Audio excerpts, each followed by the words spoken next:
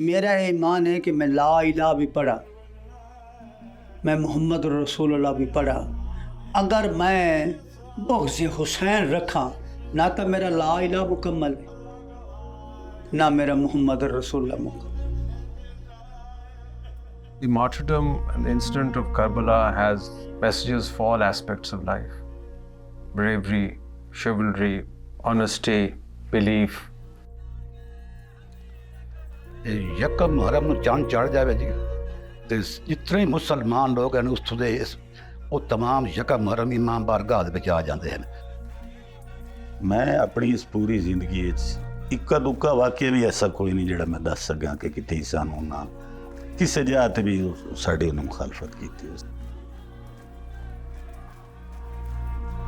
शाजीवना में हम औरतें बल्कि आगे होती हैं, आदमी पीछे होते हैं। हमें शाजीवना में कभी ये नहीं हुआ कि हमें कोई हरासमेंट फील हुई या हमें अपनी रिलीजियस ड्यूटीज़ को पूरा करने के लिए हमें ये सोचना पड़े कि जी हमें कोई कुछ कह ना दे।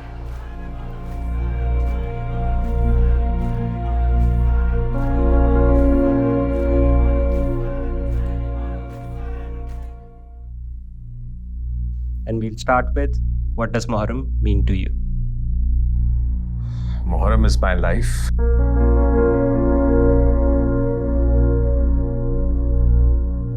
It's deeply rooted in my faith. So, for me to understand what Muharram represents and what Muharram is what is Islam. The understanding of Islam for me is the sayings and practices of the Prophet Muhammad sallallahu alaihi wasallam.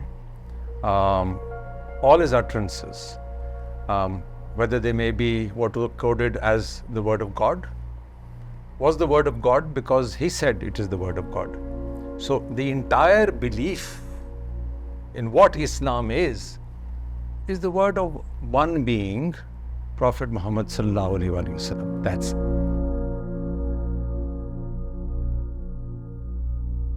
So as the history of Islam progressed post the Prophet, there were certain political progressions which led to eventually a certain person becoming the caliph, would flout all the principles of Islam.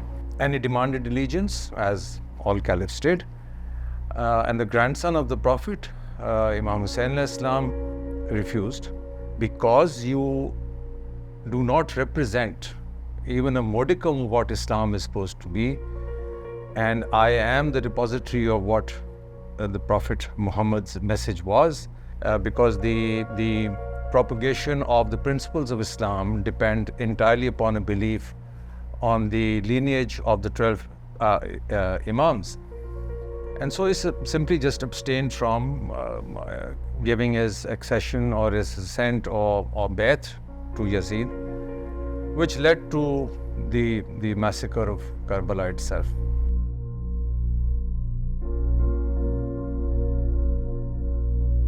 Politically speaking, post Karbala, a century or so, odd, about 120 years, the Umayyads ruled, and then after that the Abbasides, about 480 years. So this is about a 600-year rule of the seat of power of Islam, which were intensely against any of the remnants of the progeny of the Prophet sallallahu alaihi wasallam. So Islam, of course, survived, and they're like in any religion, they're God-fearing people who pray hard, and God listens to everybody, even if they are within the fold of Islam or they're not in the fold of Islam, because He is the creator of all. Politically speaking, the family of the Prophet were persecuted.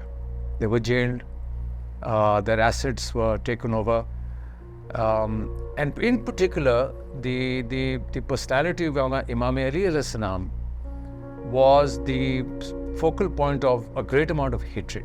And this started actually around the time of the fifth caliph, pre-Karbala. Imam Ali alayhi salam was abused from the pulpit during the sermons of Jummah.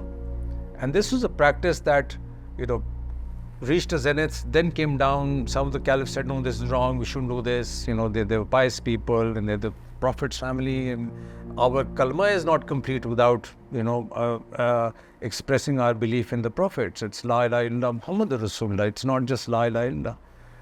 So we should not do this, but then again it would resurface. But because there was huge political history behind this. So a lot of this, the progeny who at that time, of course, that the power of their prayer was strong, they came and most of them settled in the subcontinent.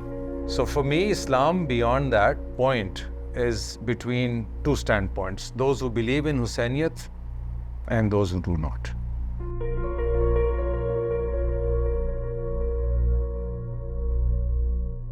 Our family, my elders, they are the lineage of Hazrat Imam Ali Naqi alayhi salam, who was the 10th Imam.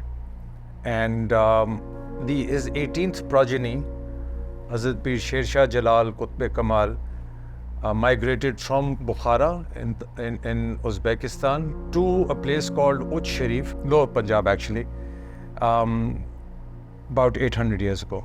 And that is from there, different settlements came about of this branch of the Sayyid family. That was about 600 years ago. Hazrat Pir Shah Jibna's own name was Mehboob Alam. So Hazrat Pir Shah Jibna's other two alqab or titles are Gharib Jibna, Maskeen Jibna. He was not a fiery person. He was more a person who would pray and not get into conflict. And his entire outward form of living was of great piety and in great simplicity. He was interestingly born in Kannauj in India, northern India, and he started his preaching and travels from India, went down to the Hyderabad Dakhan. There certain miracles, for lack of a better word, were performed by him. So when I say miracles, essentially they were life-saving circumstances or events that happened through the power of their prayer. So in particular, there was a local Raja there whose son's stomach was ruptured. So the local doctors tried to save him at that time, the Hakims as they were at that time, but the wound got putrefied, he was close to that. Somebody told the Raja's lady wife that, there is a saint in the area. Hazrat Mehboob Alam at that time prayed and the son's life was saved. The wound became okay. He stitched it up. Because of that, he got two sort of titles. One was Parte Simna. So something that is, broken apart, and Simna means to sew it together. So he did that. And another word that he got was Jivan Shah, which then became Shah Jibna. So a Shah who gave life, Jivan, to somebody. So that was the basis of the word Shah Jibna.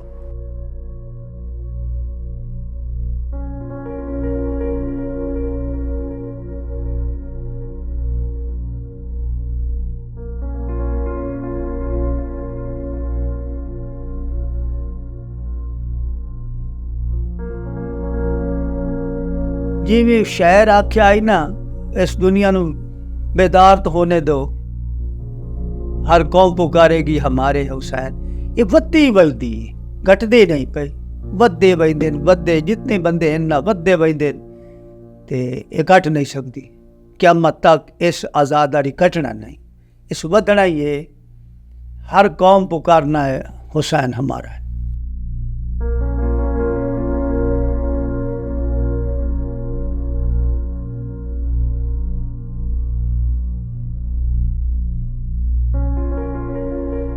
यकम मुहर्रम ਨੂੰ ਚੰਨ ਚੜ ਜਾਵੇ ਜੀ ਤੇ ਜਿਤਨੇ ਮੁਸਲਮਾਨ ਲੋਕ ਹਨ ਉੱਥੋਂ ਦੇ ਉਹ तमाम यकम मुहर्रम ਇਮਾਮ ਬਾਰਗਾਹ ਦੇ ਵਿੱਚ ਆ ਜਾਂਦੇ ਹਨ। ਉਹਨਾਂ ਦੇ ਕਾਲੇ ਸਾਫੇ ਹੁੰਦੇ ਨੇ, ਕਾਲੇ ਕਮੀਜ਼ ਵੀ ਉਹਦੇ ਸੋਗੇ ਹੁਸੈਨ ਮਨਾਇਆ ਜਾਂਦਾ ਹੈ। मेरा ख्याल है जी कि कोई अध तो कुछ ज़्यादा हिस्सा उत्थे साढ़े अहले सुन्नत बिरा साढ़े शाह जीवन ਵਿੱਚ इतना अमन है कि बाहर ਦੇ ਲੋਕ ਆ ਕੇ इतनी आज़ादी ਸਾਡੇ ਕੋਲ शाह जीवन ਦੇ ਵਿੱਚ ਉਹ ਮਤਲਬ ਆਪਣੀ ਆਜ਼ਾਦਾਰੀ ਵੀ ਆ ਕਰਦੇ ਨੇ, ਸਾਡੇ ਵਿੱਚ ਸ਼ਰੀਕ ਹੁੰਦੇ ਨੇ ਤੇ ਬਲਕਿ ਸਾਡਾ ਸ਼ੁਕਰੀਆ ਅਦਾ ਕਰਦੇ ਨੇ ਕਿ ਤੁਹਾਡੇ ਕੋਲ ਮਾਸ਼ਾਅੱਲਾ ਕਿਤਨੀ ਆਜ਼ਾਦਾਰੀ ਹੈ। ਮਤਲਬ ਤੁਸੀਂ ਸਾਰੇ ਭਾਈ ਭਾਈ ਹੋ।